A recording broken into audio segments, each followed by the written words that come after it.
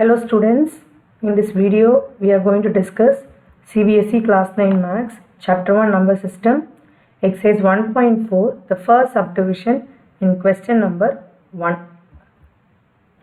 Let's look into the question. Classify the following numbers as rational or irrational. We've already discussed these kind of questions in the example problems also. So before we get into the answer for this, we'll just do a quick recap of the operations between rational numbers and irrational numbers. So what did we discuss previously? For a rational number and for an irrational number, okay, the sum or the difference will always be an irrational number.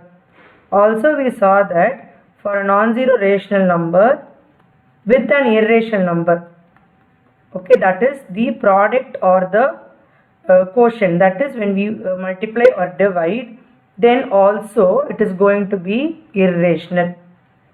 But when we are going to add, subtract, multiply or divide two irrational numbers,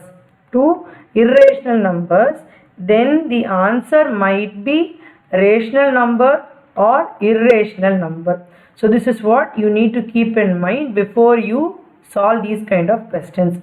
Here what do we have? 2 minus root 5. So what is 2? 2 is going to be a rational number. And what is root 5? Root 5 is going to be a irrational number. So now what is the rule which will settle down here? This will work out. Okay. So when we have a rational number, okay, added, subtracted, multiplied or divide with an irrational number, the answer will always be an irrational number. So we can say that 2 minus root 5 is also going to be irrational.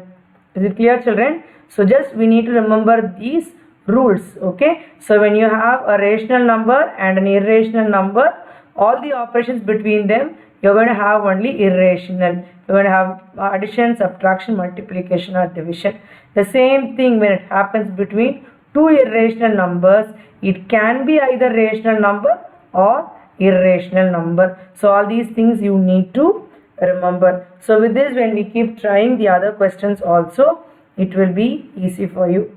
Hope you understood this, children. If you have any doubt, please get back to the video where we've discussed the example problems also. So it will be little more easy for you.